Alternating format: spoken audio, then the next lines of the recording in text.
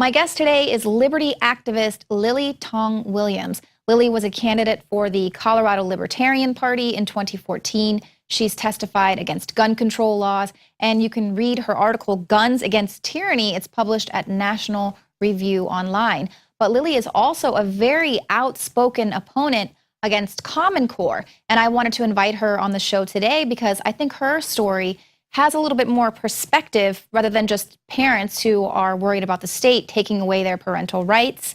She actually grew up in communist China. Lilly immigrated here from China in 1988, and she says, as a Chinese immigrant, I know what it means to be free.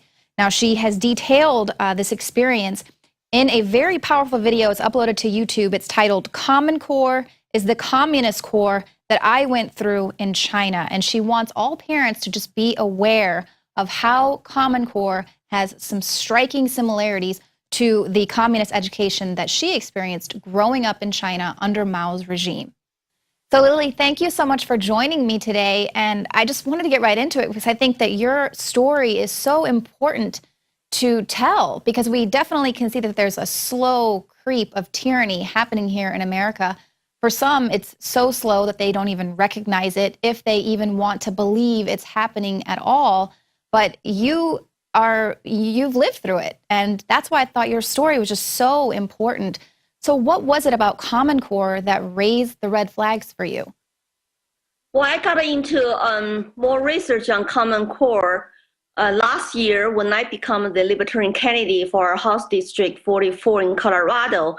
The more research I dig into, the more scared I become.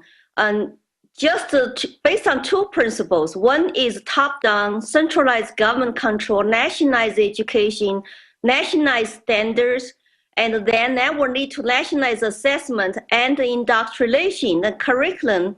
And that's number one. Number two really scares me is that the data tracking, collection of our children, and starting as early as kindergarten, preschool, then we'll follow them to college and to the future employment. That's exactly what I went through in China. And that's why I started to come out to say, hey, this just reminds me the China communist education I had under Mao. And I was very scared. I feel like it's my moral obligation to tell people the truth.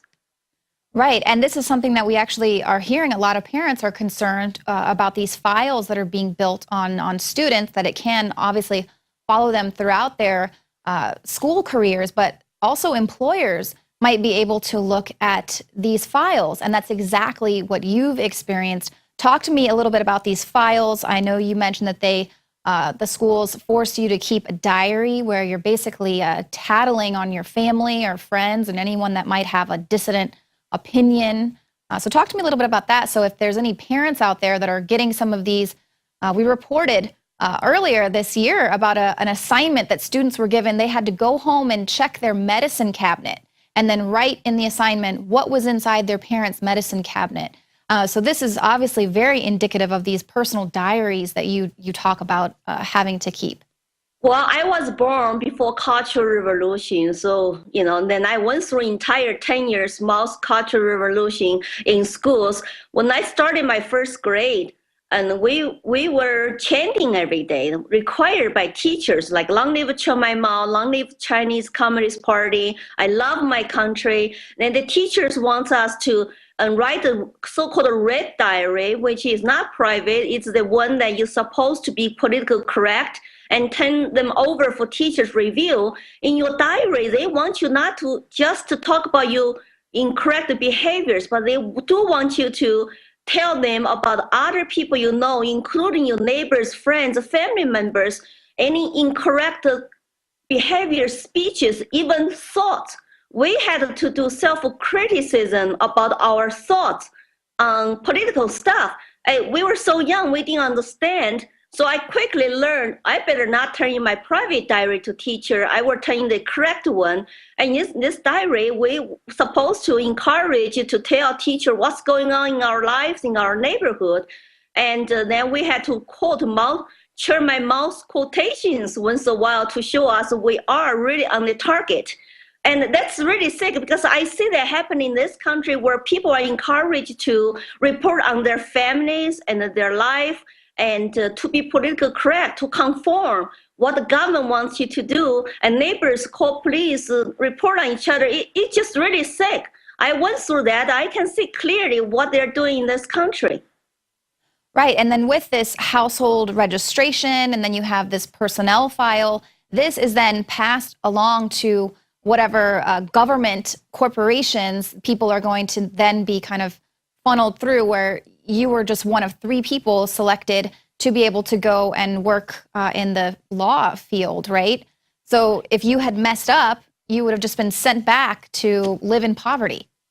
Yeah, my file followed me since first grade. In this file, my family information, my siblings, and my political beliefs, my family's political class. So they classify people in the red versus black classes, and they know exactly where you live, where your family is from, what do they do, their political beliefs, their religious belief, and if they have any disciplinary actions, and my grades, my behaviors, my psychological profile, my mental health.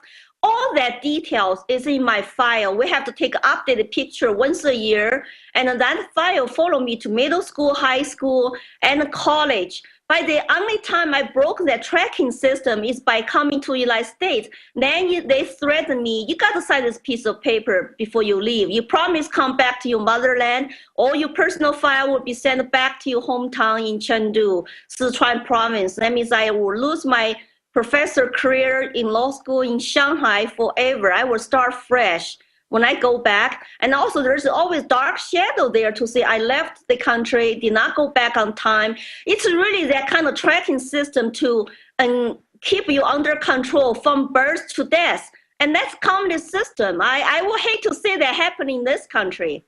Right. And it absolutely already is happening in this country. And we already have, they're lauding China for their restrictions on the internet. And again, they're just saying, wow, the Chinese are just doing a really good job there, I guess because they see how high the test scores are. But children are not standardized, but they're forcing them into this standardized form of testing. We actually have a story of an Ohio high school teacher. She won the 2014 Top Teacher Award, and then she resigned at that ceremony, basically saying that she couldn't stand how Common Core was leaving children with special needs behind. And that's exactly what would happen for a student in China. If you're having some issues, you're just going to if you can't pass these tests, you're done for. Yes, we have a nationalized college entrance exam once a year. That's like really once a lifetime opportunity for you to go to college. And that's the only way you can be enrolled in 4-year government colleges. If you don't pass that, no matter how good student you are, you cannot go. So some students are under tremendous pressure. Sometimes they fail because it's once a time you take that test. And also that this system they have, it's like they just want you to conform. And you spend so much time every day, 10 to 14 hours a day for high school students to prepare for the test. You have no time left for extracurricular activities. You have no time for free mind thinking, for creativity, for innovation. That's why I mentioned in my YouTube video, we have 0 Nobel Prize winners from China's education system. United States is ranked #1 in the world in terms of Nobel Prize winnings in medicine and in science. That tells you something. So we are a group of huge test takers, machines, but we cannot think independently. We cannot be re-innovative. And that, to me, it tells you something. We should not try to learn and to be like China, because they want their massive students to be like a robot. They are score high in tests, but so what? They have a low life. They have no individual critical thinkings. And when this is America, we want our students to be Americans and who can challenge authorities, who fight for our freedom, but not to be controlled by government.